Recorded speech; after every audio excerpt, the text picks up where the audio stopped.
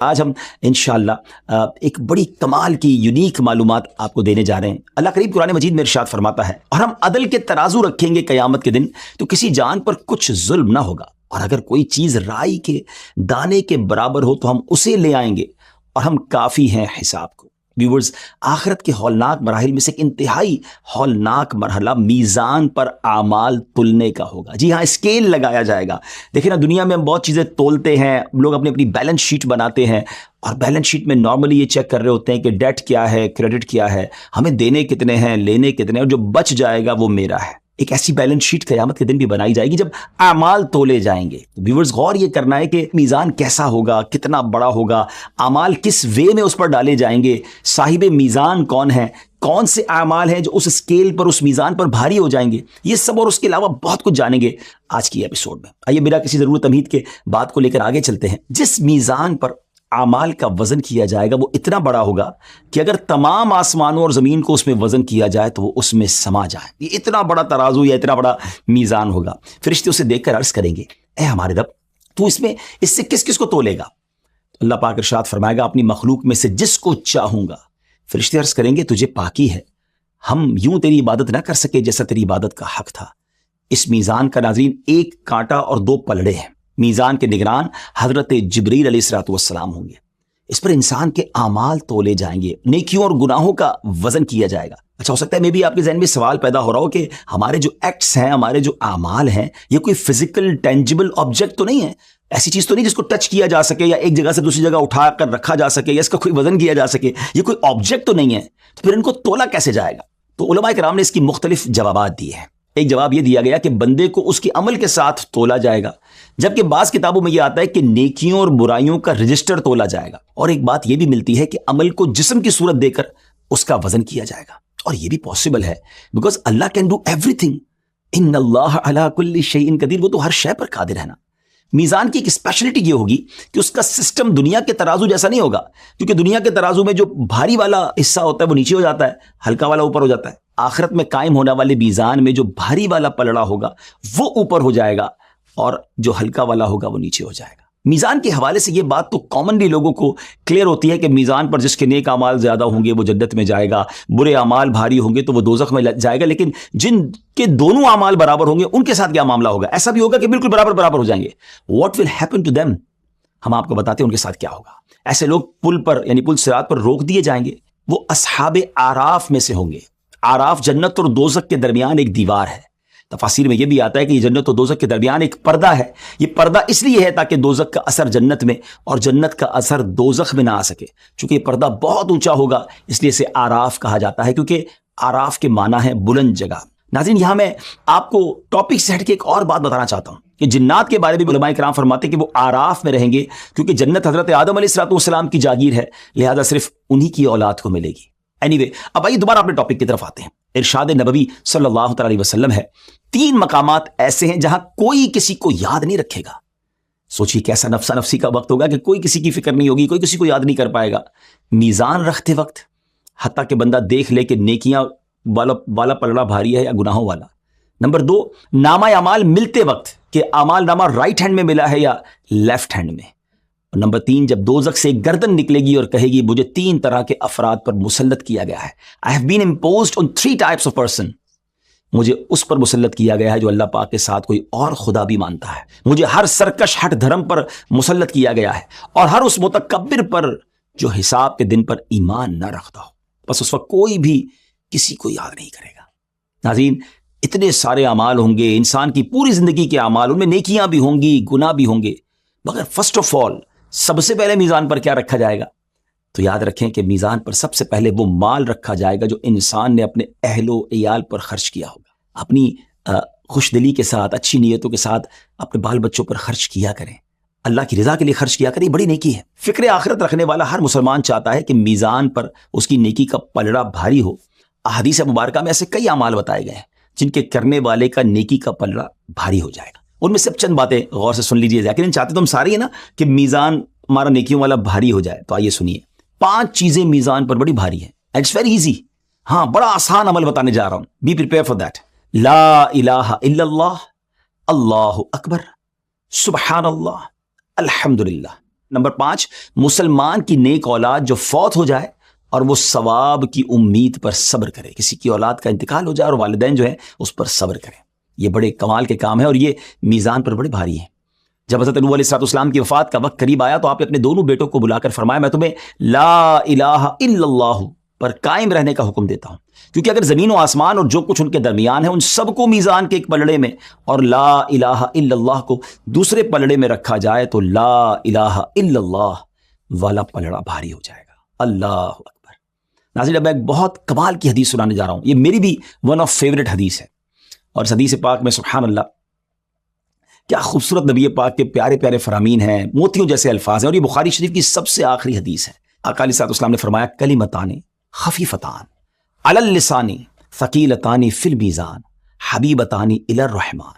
ہے نا موتیوں جیسے الفاظ ہیں. اور آگے کون سے کلمے ہیں؟ سبحان اللہ وبحمدہ سبحان اللہ العظیم. ترجمہ کیا بنے گا اس حدیث کا؟ 2 کلمے زبان پر ہلکے ہیں، میزان پر بھاری ہیں، اور رحمان عز و جل کو محبوب ہے. اور وہ کون سے ہیں؟ سبحان اللہ وبحمدہ سبحان اللہ العظیم. پڑھتے رہا کریں، اس کو پڑھتے رہا کریں. میزان پر بھاری ہیں، زبان پر ہلکے ہیں، اور اللہ کو پیارے ہیں. سبحان اللہ. اسی طرح پیارے آقا علیہ السلام نے حضرت ابو ذر غفاری رضی اللہ تعالیٰ عنہ سے فرمایا، اے ابو ذر، کیا میں تمہیں 2 ایسی خصلتوں کے بارے میں نہ بتاؤں جو دیگر اعمال کے مقابلے میں پیٹھ پر بہت ہلکی اور میزان پر بہت بھاری ہیں؟ انہوں نے عرض کی، یا رسول اللہ صلی اللہ تعالیٰ علیہ وسلم، کیوں نہیں؟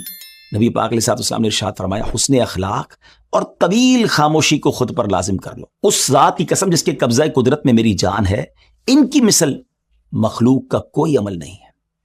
تو پتہ یہ چلا کہ طویل خاموشی یہ بھی اللہ کو بڑا پسند ہے. بہت زیادہ باتیں کرنا، فضول باتیں کرنا، اور ان باتوں کے اندر پھر غلطیاں بھی انسان سے ہو جاتی ہیں. تو کہتے ہیں نا، جو چپ رہا اس نے نجات پائی. مطلب کہ فائدے کی اچھی باتیں کریں، بری باتوں سے، فضول باتوں سے اپنے آپ کو بچائیں. ویورز، علماء اور دین اسلام کی تبلیغ کرنے والے لوگ اس دن بہت فائدے میں ہوں گے. قیامت کے دن ایک شخص اس حال میں آئے گا کہ اپنے عمل کو کم سمجھ رہا ہوگا. وہ اسی حالت میں ہوگا کہ بادلوں کی مثل کوئی چیز اس کے میزان میں آ گرے گی. تو کہا جائے گا، وہ بھلائی ہے جو تو لوگوں کو سکھایا کرتا تھا، تیرے مرنے کے بعد لوگوں نے اس پر عمل کیا تو تجھے بھی اس کا اجر دیا گیا ہے. مبارک ہونے جو دین کی خدمت کر رہے. اور یہاں میں سمجھتا ہوں کہ سوشل میڈیا کے ایک استعمال کا بھی ہمیں درس مل رہا ہے. زندگی میں کچھ ایسا کر کے تو جانا چاہیے کہ ہمارے مرنے کے بعد لوگ اسے سنیں، فائدہ اٹھائیں، نیکی کریں، ہمیں ثواب ملے. کچھ ایسا کر کے نہیں جانا چاہیے کہ ہم تو چلے جائیں، ہماری ویڈیوز، ہماری چیزیں بعد میں بھی لوگ دیکھیں اور جناب گناہ ہمیں ملتا رہے اور عذاب ملتا رہے. اللہ کرے یہ بات سمجھ آ جائے. پیارے آقا علیہ السلام نے ارشاد فرمایا، بروز قیامت علماء کی روشنائی یعنی انک جو ہے اور شہداء کے خون کو تولا جائے گا. تو علماء کی جو روشنائی ہوگی، ان کے قلم کی جو انک ہوگی، وہ شہداء کے خون پر غالب آ جائے گی. علماء کا یہ مقام ہے. ایک ایسا عمل جس کو عام طور پر امپورٹنس نہیں دی جا رہی ہوتی، بٹ میزان عمل پر اس کا وزن اتنا ہوگا کہ ہم امیجن بھی نہیں کر سکتے. وہ عمل ہے جنازے کے پیچھے چلنا. جو کسی کے جنازے کے پیچھے چلا تو اس کے میزان میں احد پہاڑ کی مثل 2 قیرات اجر رکھا جائے گا. حضرت عبداللہ بن عمر بیان فرماتے ہیں کہ بے شک اللہ عز و جل حضرت آدم علیہ السلام کو یہ مقام و مرتبہ عطا فرمائے گا کہ عرش کی کشادگی میں آپ کے لیے ایک مخصوص جگہ ہوگی جہاں آپ 2 گرین چادریں پہنے تشریف فرما ہوں گے. کھجور کے لبے درخت کی طرح دراز قد ہوں گے اور اپنی اولاد کو ملاحظہ فرما رہے ہوں گے کہ کس کو جنت کی طرف اور کس کو جہنم کی طرف لے جایا جا رہا ہوگا. آپ یہ ویو کر رہے ہوں گے کہ محشر کے میدان میں کیا ہو رہا ہے. ناظرین، بڑا امپورٹنٹ واقعہ ہے یہ کہ آپ کی نظر ایک ایسے شخص پر پڑے گی جو امت محمدیہ صلی اللہ علیہ وسلم کا ہوگا اور اسے جہنم کی طرف لے جایا جا رہا ہوگا. تو آپ بلند آواز سے پکاریں گے. اور کس کو پکاریں گے؟ ہمارے آقا اللہ کے آخری نبی صلی اللہ تعالیٰ علیہ وسلم کو پکاریں گے. اے احمد صلی اللہ تعالیٰ علیہ وآلہ وسلم. نبی پاک فرمائیں گے، اے ابو البشر، میں حاضر ہوں. حضرت آدم علیہ السلام کہیں گے، یہ شخص جسے جہنم کی طرف لے جایا جا رہا ہے یہ تو آپ کا امتی ہے. نبی پاک علیہ السلام فرماتے ہیں، میں تیزی سے فرشتوں کے پیچھے جاؤں گا اور کہوں گا، اے میرے رب کے فرشتوں، رک جاؤ، سٹاپ، رکو. وہ عرض کریں گے، ہم تو اللہ کریم کا حکم نہیں ٹالتے، جو حکم ہو وہی کرتے ہیں، ہم کیسے آپ کے کہنے پر رک جائیں؟ we do only what we are ordered to do. فرشتوں کے اس جواب پر نبی پاک علیہ السلام اپنا لیفٹ ہینڈ جو ہے اپنی داڑھی مار کو پکڑیں گے اور عرش کی جانب متوجہ ہو کر عرض کریں گے، اے میرے رب، تو نے مجھ سے وعدہ نہیں کیا تھا کہ میری امت کے بارے میں مجھے رسوا نہ فرمائے گا؟ عرش کی جانب سے ایک ندا آئے گی کہ محمد صلی اللہ تعالی علیہ وسلم کی اطاعت کرو اور اس بندے کو دوبارہ اس کے مقام کی طرف لے جاؤ. نبی پاک فرماتے ہیں، پھر میں اپنی کمر کے پاس سے پورے کے برابر ایک چھوٹا سا کاغذ کا پیس نکالوں گا اور بسم اللہ پڑھ کر اس کے میزان کے جو رائٹ سائڈ ہوگی، نیکیوں کا پلڑا ہوگا، اس میں ڈال دوں گا. اس پیس آف پیپر کی وجہ سے نیکیوں والا پلڑا جو ہے وہ بھاری ہو جائے گا, گناہوں پر غالب آ جائے گا. اب محشر میں پکار پڑ جائے گی, بندہ خوش نصیب ہو گیا, اس کی تولے بھاری ہو گئیں, فرشتے اسے جنت کی طرف لے کر چلیں گے. تو کہے گا اے میرے رب کے فرشتوں ذرا رکو, میں ان سے کچھ بات تو کر لوں جو اپنے رب کے ہاں اتنے آنریبل ہیں, اتنے معزز ہیں, کیونکہ وہ نبی پاک علیہ السلام کو پہچانا نہیں ہوگا. وہ پھر پیارے آقا علیہ السلام کی بارگاہ میں آ کر عرض کرے گا کہ میرے ماں باپ آپ پر قربان, آپ کا چہرہ کس قدر حسین ہے, آپ کے اخلاق کتنے اچھے ہیں, آپ کون ہیں, یقیناً آپ نے میری برائیوں کو کم کیا, میری مصیبت میں مجھ پر رحم فرمایا. آپ علیہ السلام فرماتے ہیں میں کہوں گا کہ میں تیرا نبی ہوں, اور یہ تیرا مجھ پر پڑھا گیا درود پاک ہے جس سے تیری نیکیوں کا پلڑا بھاری ہو گیا, جس کی آج تجھے سخت ضرورت تھی. غور کیجئے درود پاک کیسا کام آنے والا وظیفہ ہے. نبی پاک علیہ السلام کی شان شفاعت بھی اس میں نظر آ رہی ہے, اور درود پاک کی اہمیت بھی نظر آ رہی ہے. تو پلیز اپنی زندگی میں درود پاک کثرت سے پڑھیے, میزان عمل پر انشاءاللہ نیکیوں کے پلڑے میں وزن کا کام کرے گا.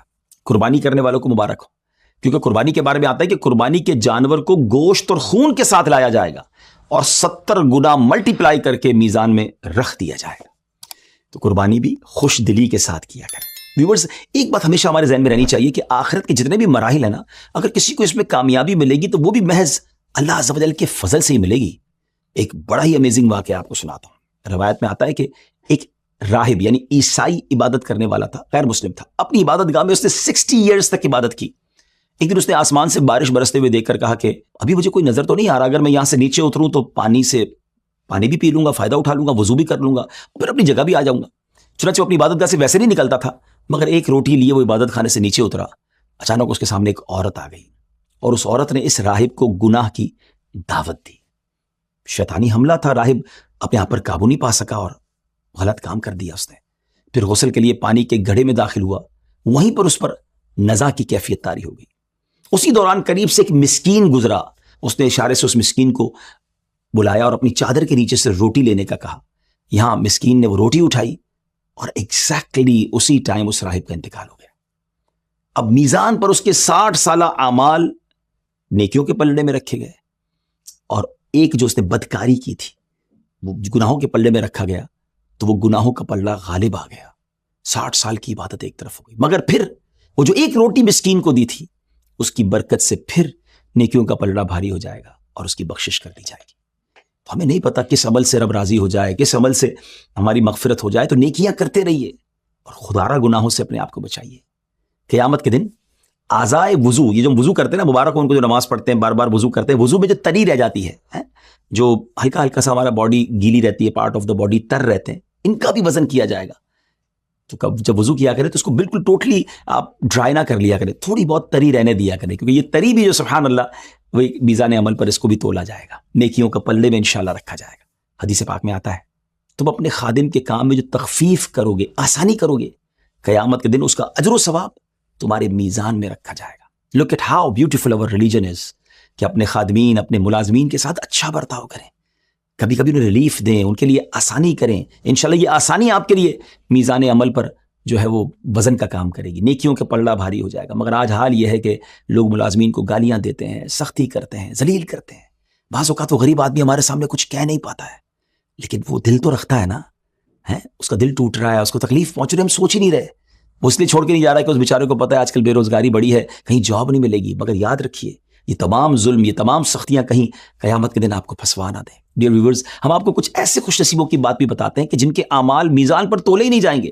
جی ہاں, میزان ہر ایک پر قائم نہیں کیا جائے گا, کیونکہ وہاں وہ لوگ بھی ہوں گے جو بغیر حساب کتاب جنت میں داخل ہوں گے. ان کے بارے میں نبی پاک علیہ السلام نے ارشاد فرمایا ان کے لیے میزان قائم ہی نہیں کیا جائے گا. سبحان اللہ. اب کون ہوں گے وہ؟ مصیبت زدوں کے نہ تو نامہ اعمال کھولے جائیں گے, نہ ہی میزان قائم کیا جائے گا. ان پر اجر و ثواب کی بے حساب بارش ہوگی, یہاں تک کہ اللہ پاک کی جناب سے مصیبت زدوں کو عطا کردہ کثیر ثواب کو دیکھ کر عافیت میں رہنے والے, آسانیوں میں رہنے والے میدان محشر میں تمنا کریں گے کاش کہ دنیا میں ہمارے جسم بھی کینچیوں سے کاٹ دیے گئے ہوتے. یعنی ان پر بھی دنیا میں تکالیف آتی تو وہ ان پر صبر کرتے اور آج اتنے ثواب کے مالک ہو جاتے. اب یہاں ان لوگوں کو سوچنا ہے کہ جن پر مشکلیں ہیں, پریشانیاں ہیں, دنیا میں ڈیفیکلٹیز ہیں, شکوہ نہ کریں. ہاں, قیامت کے دن یہ ایسے لوگ بہت نوازے جائیں گے جن کو دنیا میں ڈیفیکلٹیز ہیں, مگر صبر کرنا بھی تو ضروری ہے نا. ڈیفیکلٹیز آتی ہیں تو بے صبری کر لیتے ہیں. تو اللہ پاک مجھے اور آپ کو صبر بھی نصیب فرمائے. ویورز, حقوق العباد میں کوتاہی کرنے والوں کا معاملہ آخرت میں بڑا خطرناک ہوگا, بہت برا ہوگا.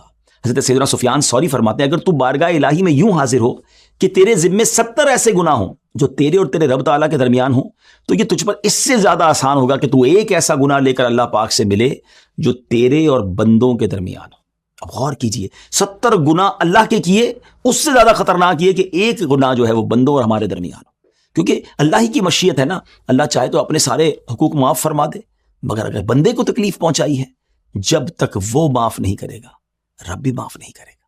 کاش یہ بات ہمیں سمجھ آ جائے. لہٰذا ہمیں حقوق العباد کے معاملات میں بڑی احتیاط کرنی چاہیے. جو بندوں کے حقوق ہیں نا، کسی کا حق نہ مارے، کسی کو تکلیف نہ پہنچائیں، اور کہیں کوئی غلطی ہو جائے تو اگر انجانے میں ظلم ہو جائے تو دنیا ہی میں اس سے معاف کروا لیں، اسے راضی کر لیں.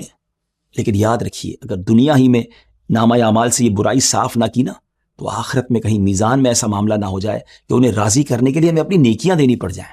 بہرحال آج کے لیے اتنا ہی. اللہ پاک سے ہم دعا کرتے ہیں کہ اللہ کریم بلا حساب و کتاب ہمیں جنت الفردوس میں اعلیٰ مقام عطا فرمائے. ہماری نیکیوں کا پلڑا اگر اعمال تولے جائیں تو وہ بھاری ہو جائے. تو زندگی میں اپنا اینالائز خود کر لیجئے نا. قیامت کی بیلنس شیٹ بنے اس سے پہلے کیوں نہ ہم اپنی بیلنس شیٹ خود بنا لیں. اور سچی بات یہ کہ اگر سچا سوال کریں اپنے آپ سے کہ میرے گناہ زیادہ ہیں یا نیکیاں زیادہ ہیں تو جواب تو آ رہا ہے. تو اب نیکیوں کا پلڑا اگر بھاری کرنا ہے تو ایسے اعمال کیجئے کہ نیکیوں کا پلڑا بھاری ہونے لگ جائے. اللہ مجھے بھی عمل کی توفیق عطا فرمائے، آپ کو بھی نصیب فرمائے.